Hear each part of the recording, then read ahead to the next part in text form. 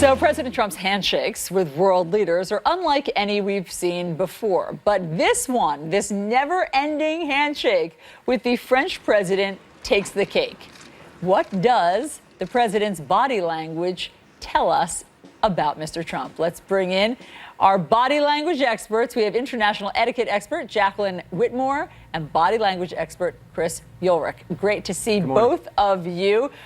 Chris, I'll start with you. Yeah. John and I were flabbergasted as this handshake unfolded live on television because of all of the different maneuvers, this complicated pas de deux that they were doing. What do you see in this never-ending handshake?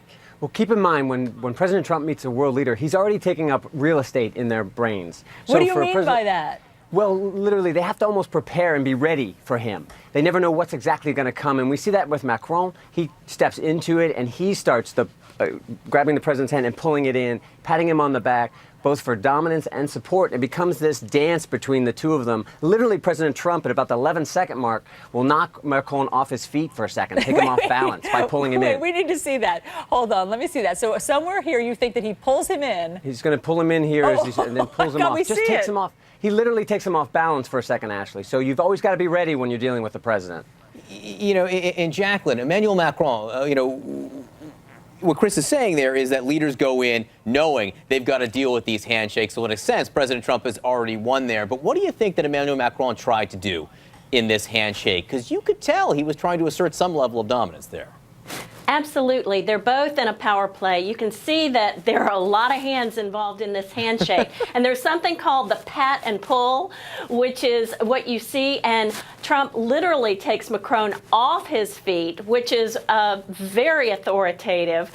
And then when you watch the video, Trump also puts his hands on Macron's wife's shoulders. And when you see someone put their hands on a person's shoulders that close to someone's face, it's a sign of intimacy, and you only do that with someone you know extremely well. Oh, okay. So the fact keep in mind, Chris, I was just going to add that handshake between the three of them with Bridget and the President Macron leaves Melania Trump on the outside. You know, they're all gripping hands. Then finally they embrace her toward the end here. But for that awkward, it kind of creates a perception of an awkward moment where the president and the president's wife and Donald Trump are shaking hands, but Melania is on the outside. It creates that visual perception that she's an outsider. Can we ask, I also want to ask one more thing we've seen repeatedly from President Trump here is that right there, the hand pat. When the president pats another leader's hand on top there. What's going on there, Jacqueline?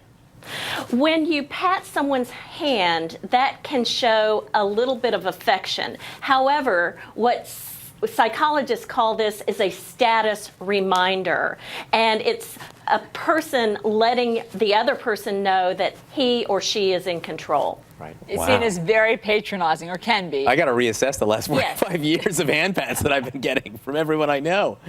Okay. But Chris, that threesome hug that you were talking about with the First Lady of France, that was the President Trump, showing his territory, that even here in France that he can, I mean, as we just heard Jacqueline say, it is a statement when you approach someone else's wife physically and pull her in for a kiss.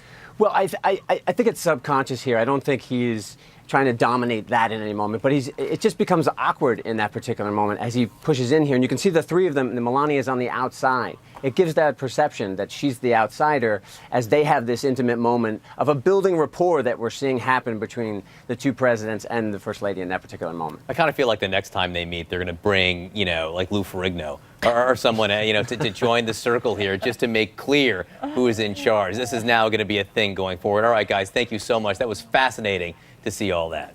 Thank you, guys. The good stuff is next.